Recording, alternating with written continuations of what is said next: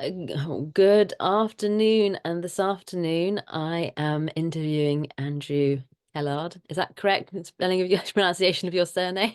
Quite right. Absolutely. We were fortunate enough to meet a while back, and I was intrigued to hear of something that he was working on, and I think created. And as much as you might never have heard of what we're about to talk about, I am quietly excited that this might be an opportunity for people to take back what I describe as patient responsibility, but allow them some opportunity really with their health and the direction they go in. So, Andrew, I'm going to pass the floor over to you. And would you like to tell me who you are, what you've created, and a bit about, Sure. things? Sure. My name's Andrew Kellard. I have for more years than I care to remember have run a design consultancy, uh, first of all in London, then in the southeast, and then in the southwest, and now virtually. But with a difference, a design consultancy that didn't just work on clients' work, but it actually sought to develop its own ideas that were coming out of that client work we were working on. So, given we were working on an awful lot of healthcare medical device issues, it led me, after listening to Radio 4 every time I was commuting back and forth to the studio, to realize that at the time I kept hearing GP surgeries, the NHS in general, saying, we're just building up too many appointments. We can't keep up with all the appointments that are required. And actually, the thing that came out was that they were saying, people can go to others for help, such as their pharmacy, their chemist, their local citizens advice bureau, and so on. And and then what emerged was this novel new thing called social prescribing, that emerged, I think, from a surgery in Bromley by Bow, where some rather enlightened GPs had realized that actually a lot of the appointments they were working their way through, really what those patients needed was conversation. They needed a chat and a coffee and to be sort of led through their issues rather than what they thought, I'll go and see the doctor and see if I can get some pills for this stress, this anxiety, and so on and so forth. And what that enlightened surgery did was to actually create a coffee shop in their surgery. They created a hairdressers, uh, places where people could meet again and actually chat things through together. And what they saw were some surprising results. They saw that people suddenly were relieved of some of their stress, some of their anxiety. The demands on medication were reduced. And I think that result was then seen from everywhere else in the NHS, and someone said there's something in it. What could we do to actually expand that? And my thoughts on that were very simple. Communication.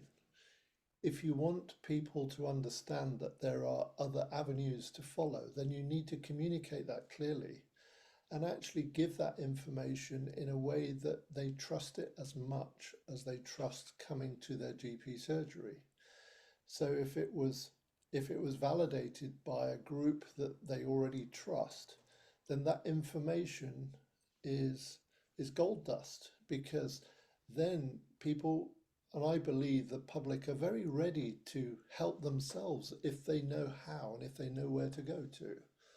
And so that led me to social prescribing and also to the idea of, well, how do we solve the communication issue?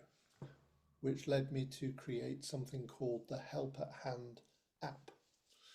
And it's the Help at Hand community info app, because I like it to say what it does all in one one name. And it's clunky, but you do at least get a sense of what is this app going to help me with. And it's simply that, it's to make sure that communication occurs very strongly, very clearly, and most importantly, locally. So it's relevant to you. Brilliant. Thank you so much for that brilliant introduction. And yeah, you are very modest because I've had the pleasure of actually looking and using the app. And yes, I mean it it's in its kind of first kind of it's the sort of set out, and I'm sure it's got many things that it will come to do when and if it wants to.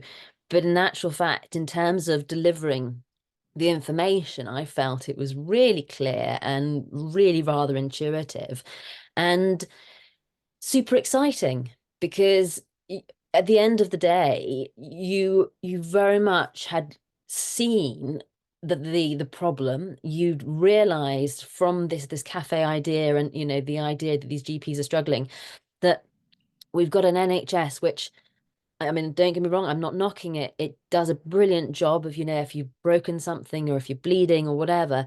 But we've got so many health conditions now which are being diagnosed, so much mental illness, so many challenges people are facing that really and truly, if they can find ways to not immediately go onto medication or prescriptions, it's a real bonus not only to them, but to the community at large and the NHS, relieving some of the pressure.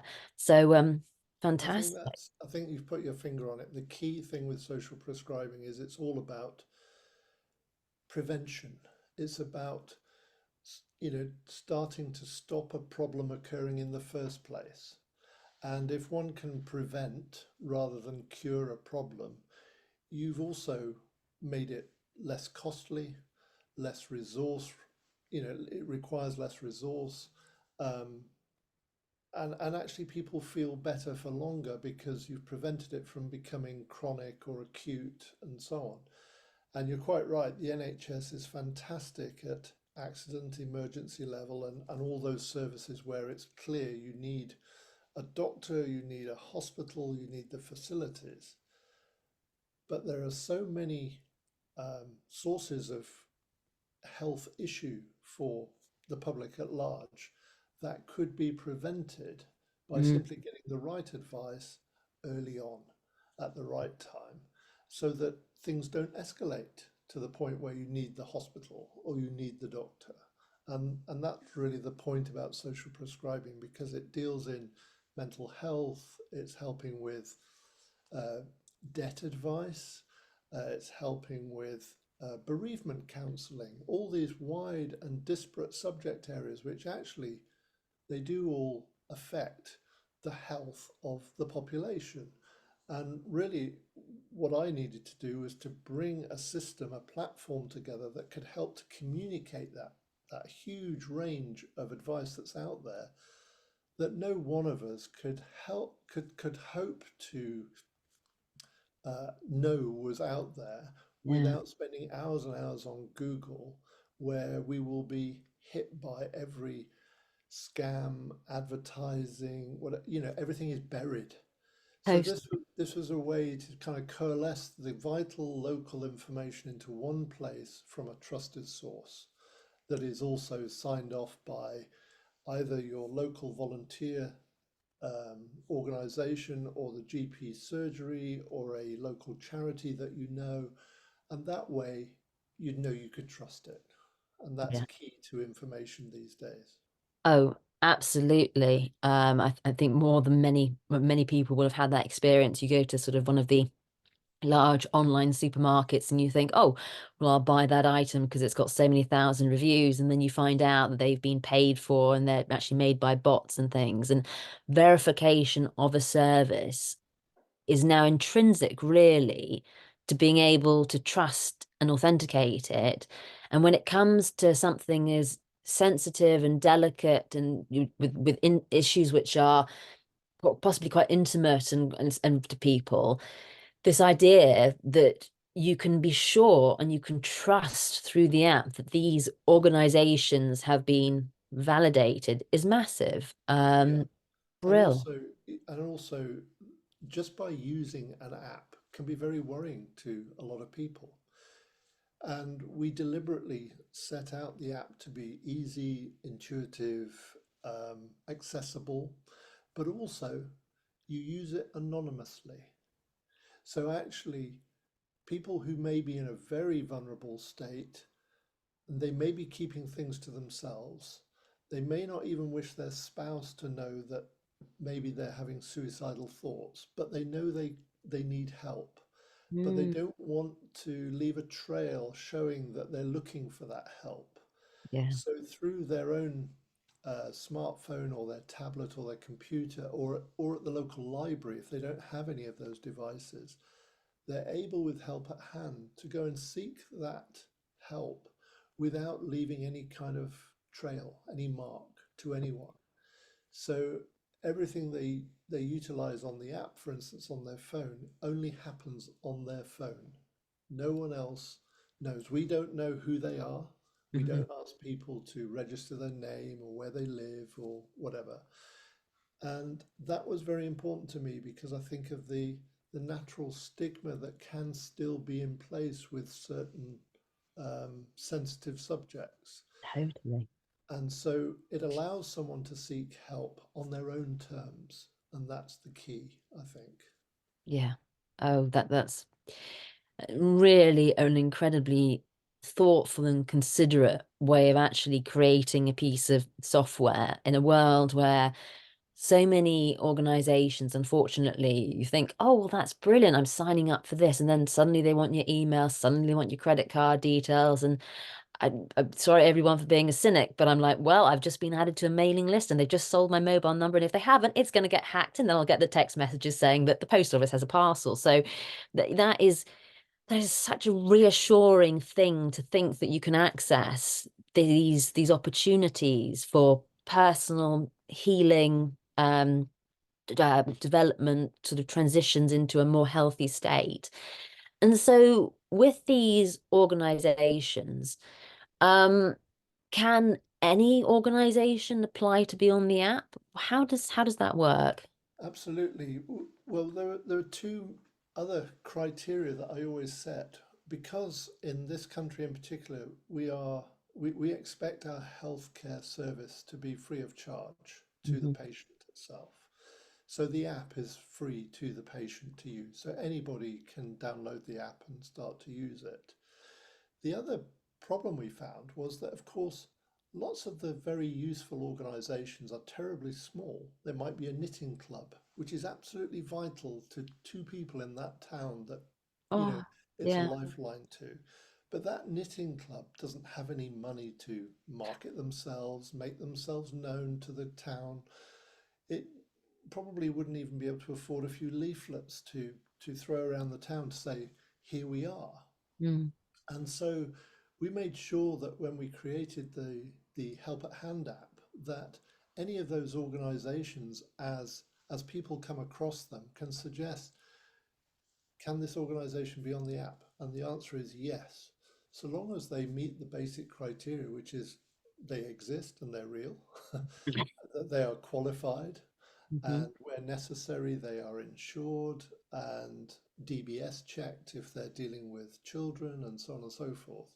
So long as that basic due diligence is there, then of course everybody is welcome to have their group on the app and publicized locally.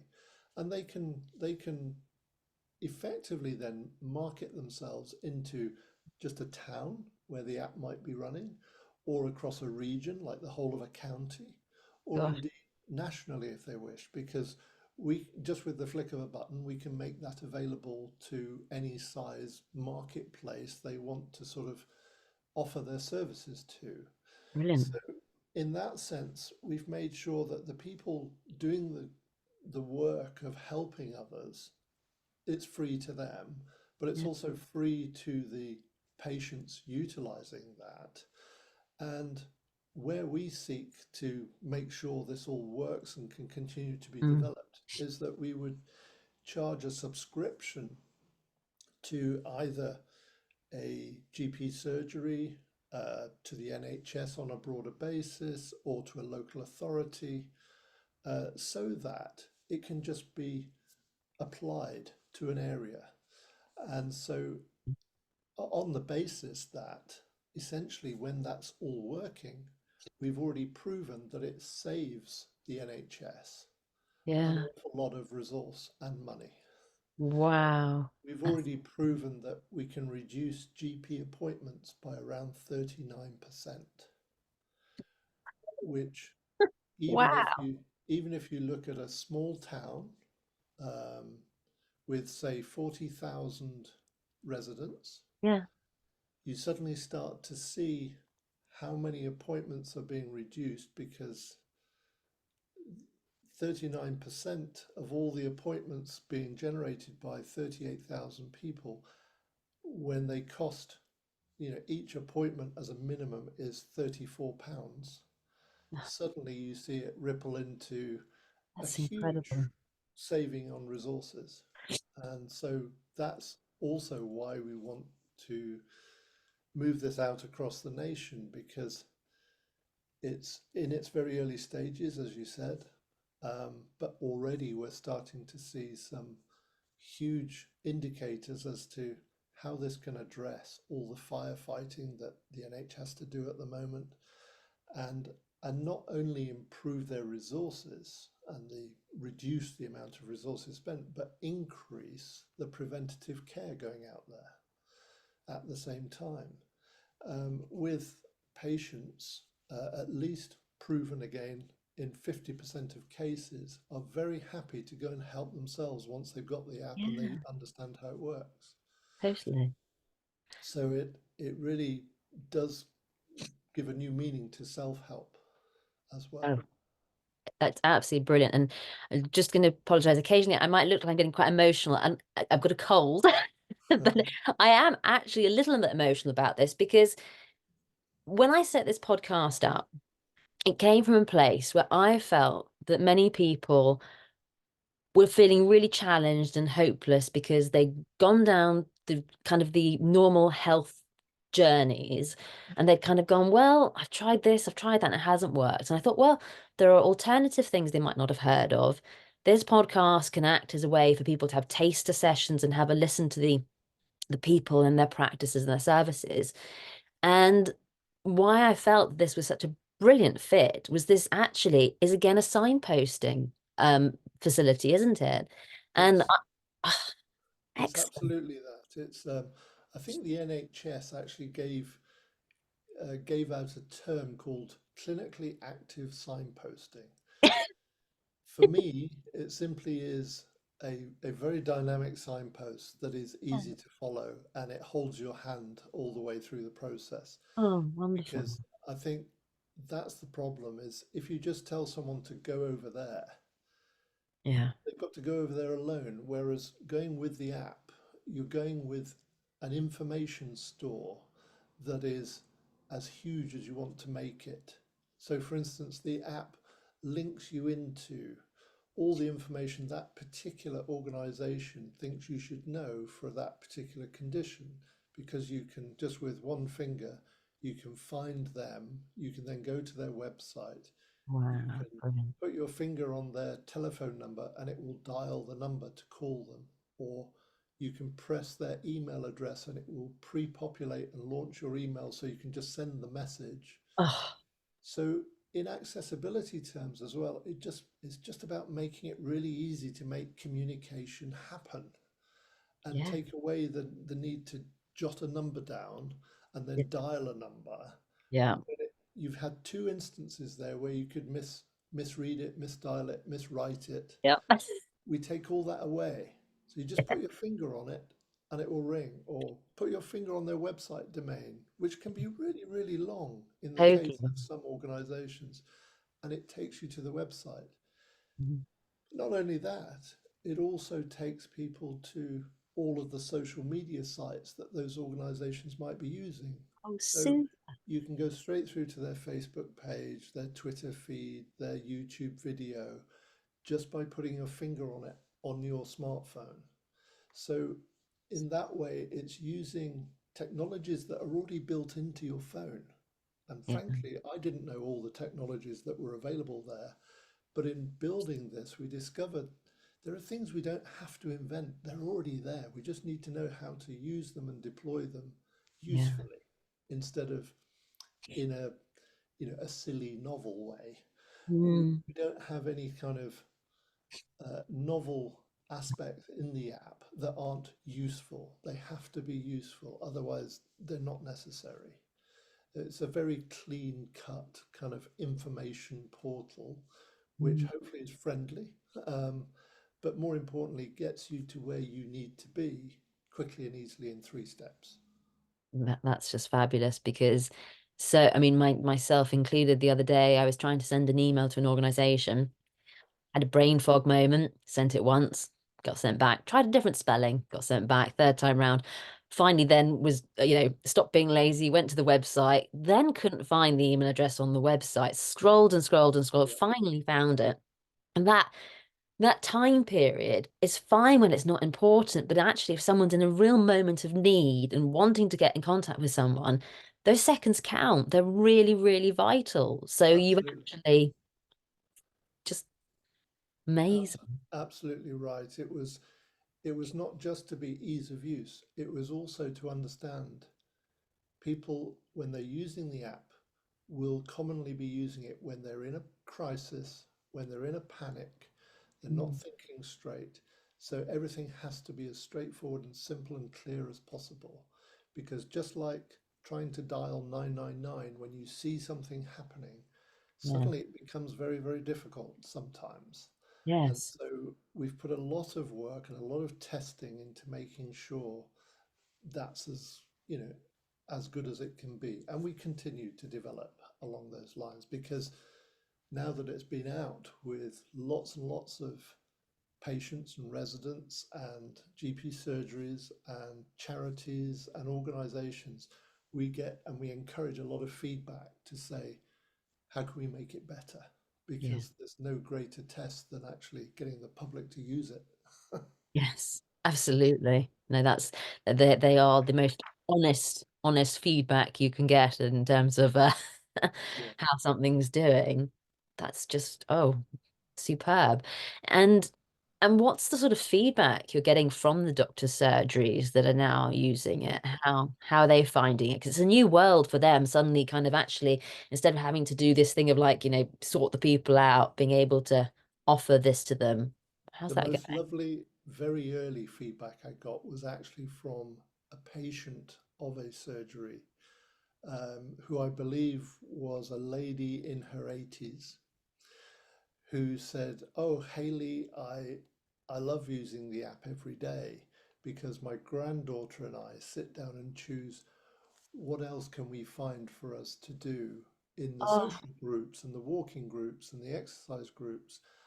I oh, just I just thought, wow, well, it's all been worthwhile because that lady and her granddaughter are just so yeah, completely together, and they're using the app in a way that we hadn't predicted that it would be such a socially cohesive making vehicle, if you like. But yes. latterly, what I've been very impressed with is the sort of data I was talking about coming out of GP surgeries. But anecdotally, what some of those managers are saying to me is we couldn't have coped without it because obviously we all came through the COVID issue and the pandemic and the lockdowns, and the app was launched on the very first weekend of the first lockdown, would you believe? But it was able to immediately switch from all the in-person face-to-face groups to all the online, telephone, and support groups that emerged as a consequence of COVID. But later, with the cost of living crisis, Mm, what has emerged has been literally a tsunami of people needing help. So, to give a context to that, one surgery in Cornwall originally was telling me we have to deal with 200 patients a year in this social prescribing area. Actually, it's now over 2,000 a year. It's a tenfold increase, and that's just what we know about. yeah. So it's really, really important that this device is built the way it is in order to be able to cope with that kind of capacity. And I'm pleased to say we always built it with the idea in mind that every UK resident could go online onto the app and it Mm, wouldn't fall over. So we built it that way deliberately on the assumption that it will be Yeah. so useful. We might end up with the problem that everybody's on it all of the time. So, so Brilliant problem. we don't have any worries in that regard.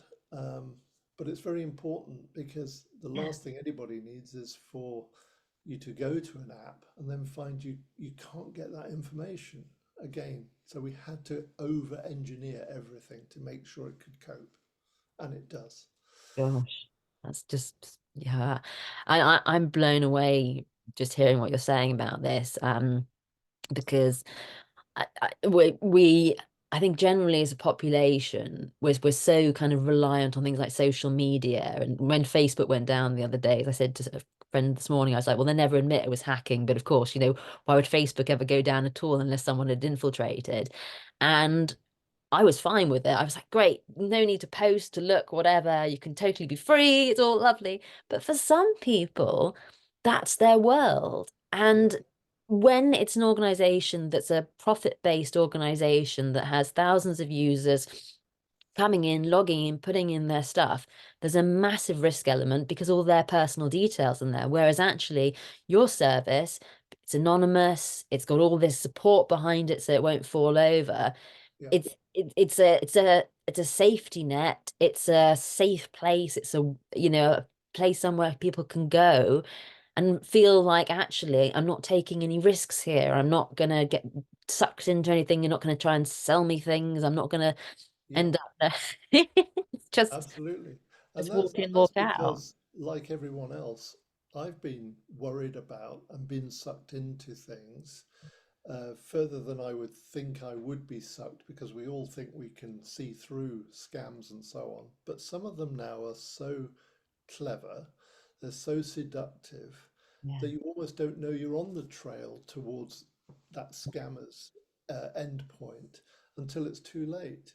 And so I was determined to make sure that not only do we build this in this way, but also we try and get that across to people to say, it really doesn't track you, it doesn't monitor you, it won't advertise to you, it's not asking you for money or information. So ultimately, it's safe. However, we also have made sure that either your GP or your local authority or your town council or a charity you respect has actually signed it off. Yeah. So there's another layer of security there. Our biggest problem is essentially getting out to, as a small company, to all those local authorities, for instance, and saying, I want to encourage the public to go to them and say, well, why haven't we got help at hand? Because that would be really useful here. And not only is it useful, it's also incredibly cheap for the local council or the GP surgery to deploy because we ask them to pay a yearly subscription, Mhm. 10p for each resident. Wow. So it's deliberately priced so that A bargain. um, anybody can afford to do it. Any organization could afford to do it. That's just, oh, well, I mean, why would you not? It's just a no-brainer, Absolutely. isn't it? It, Um, it should be, but I can tell you it's not. People find all sorts of, well, organizations find all sorts of reasons why they're too busy to even look at it for now and so on. They're busy firefighting. yeah. I love the NHS as much as anyone. They really helped me when I was very ill, and I wouldn't have a bad word said against the NHS. The NHS management, I think, is overbearing, but I Mm, think that's what we all start to recognize now is that there are too many layers, yes, and that's getting in the way of innovations coming through that can help, and totally. in the way of providing proper care. Yeah. I on a very small level, I remember being in hospital once and there were two people changing a light bulb, then there was three, then there was four, another fifth guy came to check it, and it was just madness. You thought, hang on, really? Yeah. It seemed Would you like a do that joke. at home? No. Call people off the street. I'm not sure about this. But it's so interesting because I think there's a fear from a lot of us who know and love the NHS that what they want us to do is go, and if we've got the money, go private. And yeah, great. If you've got the finances, you'll see the same doctor. You'll just probably see them faster. You'll probably see them in the same hospital unless you pay more. But in terms of actually being able to change and improve, I think the innovation has to come in from the outside, doesn't it? So that it's not controlled by government or NHS, well, I don't know what they're called, but the hospitals in particular. It needs to be something that's, there's a word for it, not humanist, but autonomous. Is that the Yeah, word? Yeah. Has an yeah, autonomy to it, so that it actually can evolve and it can move as and how it needs to in response to the feedback, instead of having to go through levels of governance and, pay reviews and all the rest of it. So, absolutely. I mean, there are in terms of trying to show the NHS an innovation and have it adopted, often a small company isn't actually allowed to put it forward because there are platforms and frameworks they've put in place which only mega corporations can afford to be on, because they're the only ones that would meet their financial criteria, for instance. yeah. So that's fine so long as the small innovator can become a subcontractor to the big company and go in that route. But you Mm. can imagine there's a lot of politics and a lot of difficulty in doing that, because why would they want your device if it reduces the amount of time they can sell to the NHS? Mm. So, every which way, it's a very hard marketplace. And that's why with Help at Hand, because it's essentially there for the public, not just for patients and doctors of the NHS. It's really there for the public at large and for organizations of all sorts to adopt and utilize to improve that communication. So we've made it available to charities, for instance, which look after the farmers across a huge region, Oh, so that that charity could actually do the same job with yeah. their own autonomy from the NHS.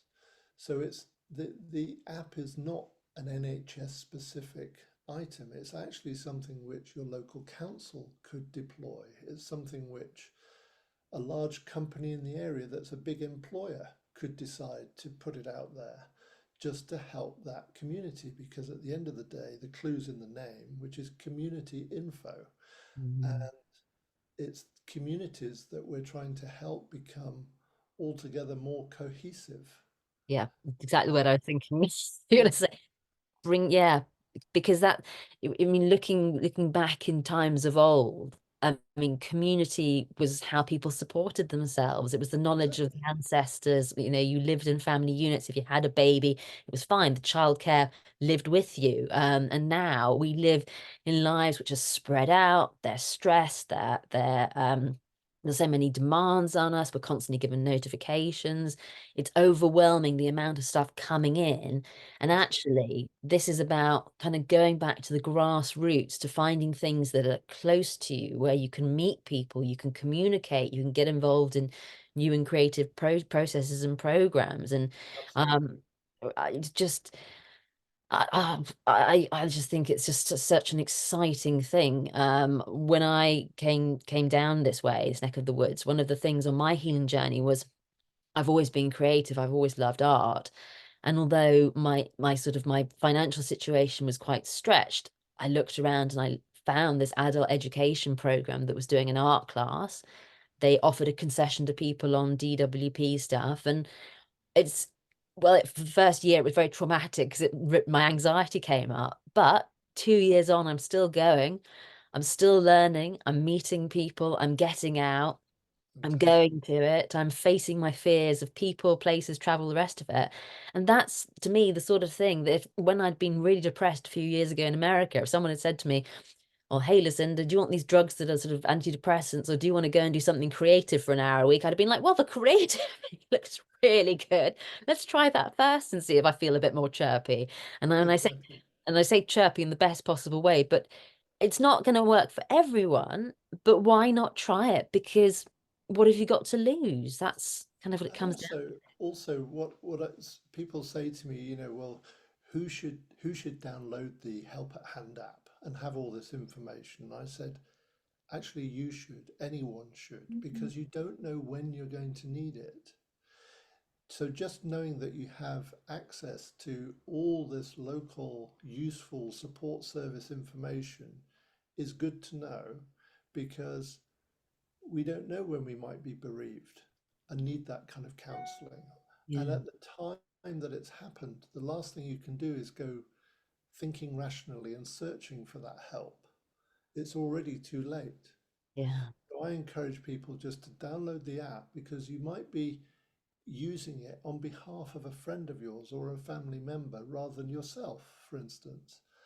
And because of the way we've built the app, you can use it and have on hand at any one time 5 different regions in the country. So if, for Mm. instance, you have a family and your kids have gone off to different parts of the country to live or to university or whatever, you can find the support services in that area by utilizing the app so that you can advise them on what is available close to them. Super.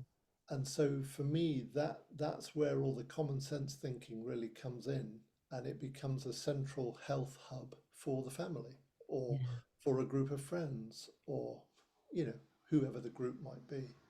Yeah. Oh, that's superb. And I suppose from that perspective, if say, for example, hypothetically, you're 17, 18, you're at home, but you go to university, then you're traveling around the UK, maybe you go to a festival, something happens, you want to, so all of each point of your life, wherever you are, if you're staying with relatives or whatever, you've got this opportunity to be searching in that area and utilizing those facilities.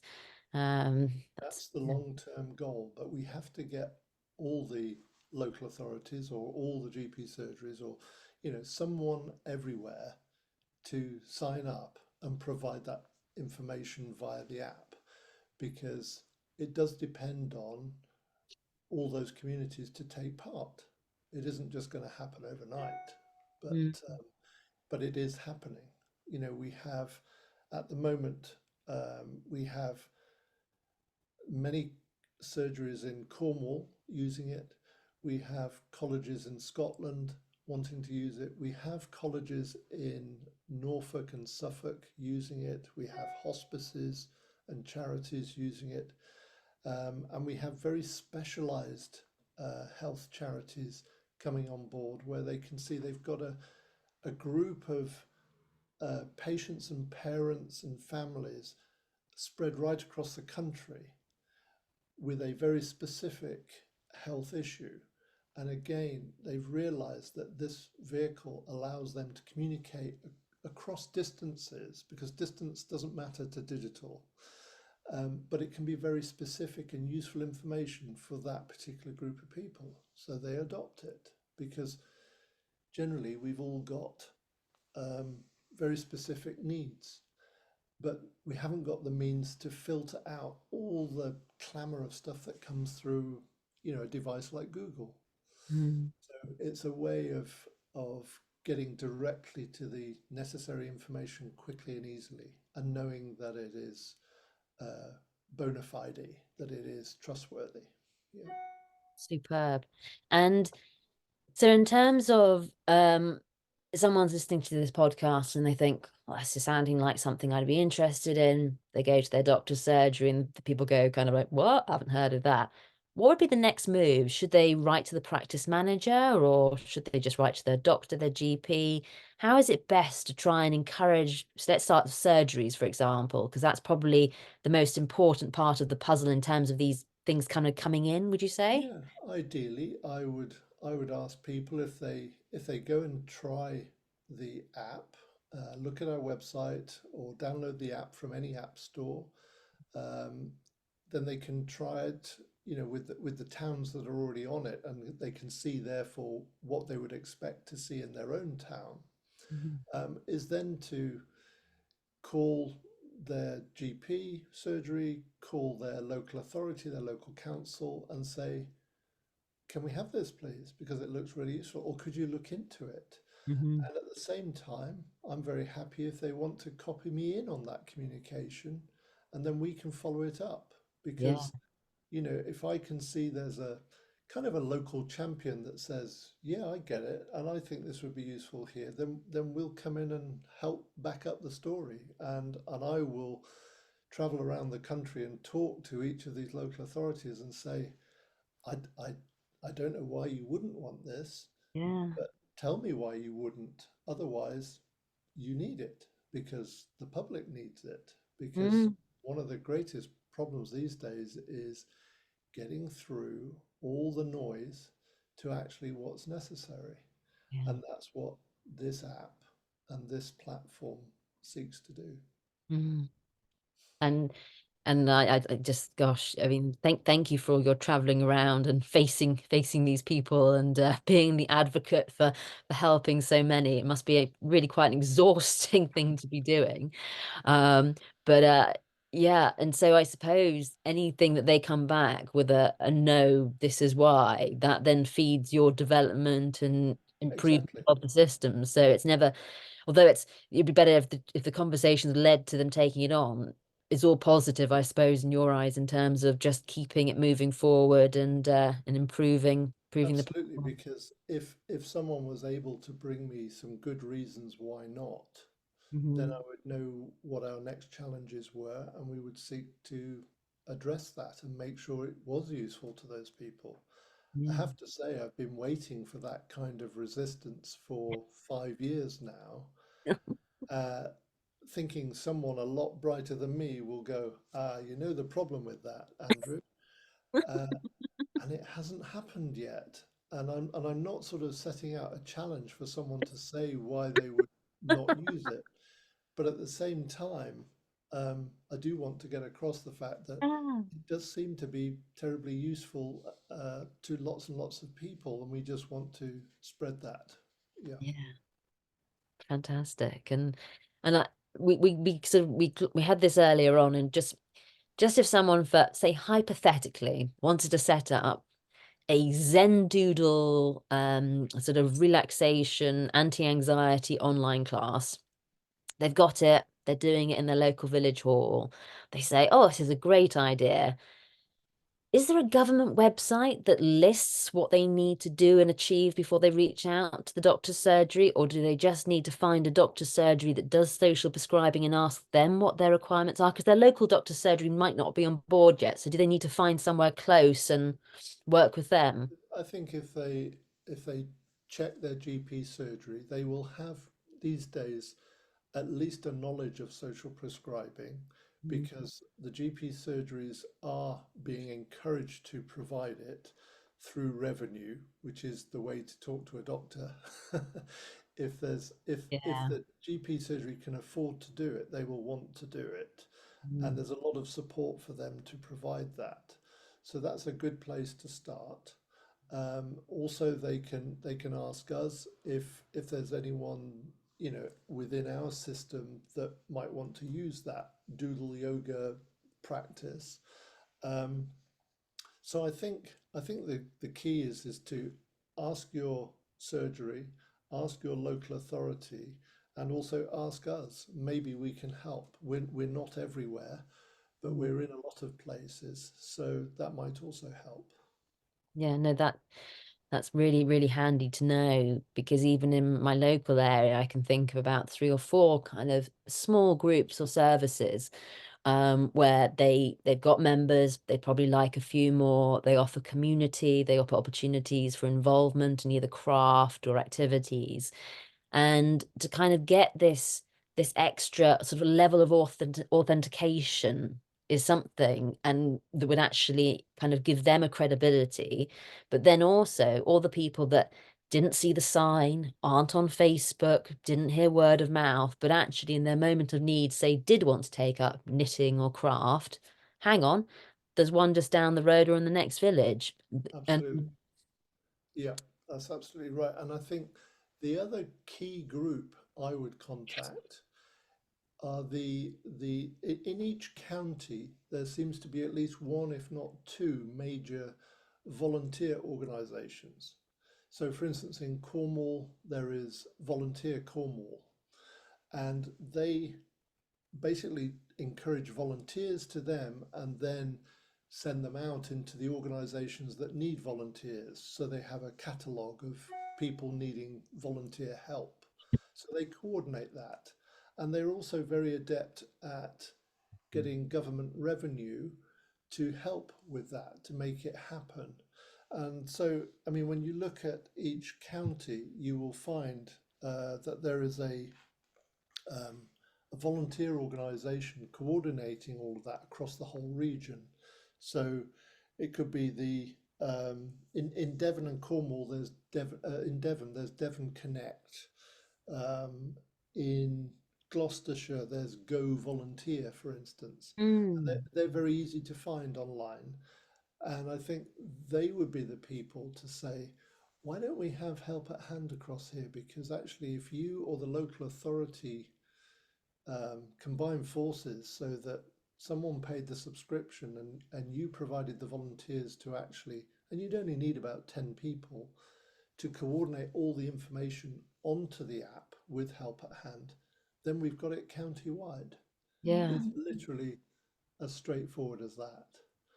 And so the the county council would have a low subscription to pay and no resources required. The volunteer organisation would just find the volunteers to create a group that then run it.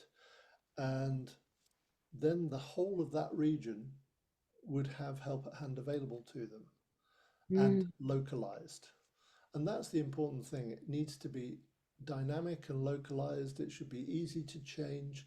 And the editorial fabric behind the app for those 10 or 20 volunteers that may help to run it in a big county like Devon um, would find it really easy because it's not printed, it doesn't go out of date. You No. can change it in an instant. There's no extra costs involved. Yeah. So it becomes a proper, if you like, catalogue of support services that's constantly live and updatable. Yeah. So it's up to date, it works. Yeah. It's sort of the Argos of health and wellness, isn't it? Yes, yeah. There is that. I hadn't thought of that, but yes, there is. The days of joy in my youth with my sister going around sort of highlighting things that we just didn't need but that looked quite fun. And now years later, it's all online and it's got that incredible magic that it can change, it can be updated. Yes, It's there for people to access anonymously, it's trustworthy, and it's just literally in an app on your phone if you need it, when you need it, or to support someone else. It's just an incredible gift that you've created, well, to the NHS and the general public, something that yes, could really benefit yeah. everyone. Um, and so, I mean, it's sounding brilliant. The challenges seem to be probably maybe people who haven't heard about it in terms of the NHS and doctor surgeries. What would you like the future of sort of social prescribing in this app to look like? I've thought about that a great deal, and I think the number one thing is for it to be standardized as part of the fabric, part of the norm of what we expect from our health services, that social prescribing would be seen equally alongside clinical health practices, so that it didn't have that sort of novel sort of newness attached to it, but it Mm. was just seen as, well, of course, you can go to your doctor for uh, a very clever drug that will help with a very difficult disease, but you can also seek out the social prescriber for help with anxiety or with stress or just advice or maybe weight management or I Yeah. want to stop smoking. And that's what social prescribing is. It's helping with everything that's non-clinical, Yeah. but it has an effect on the clinical because it reduces our need for medication.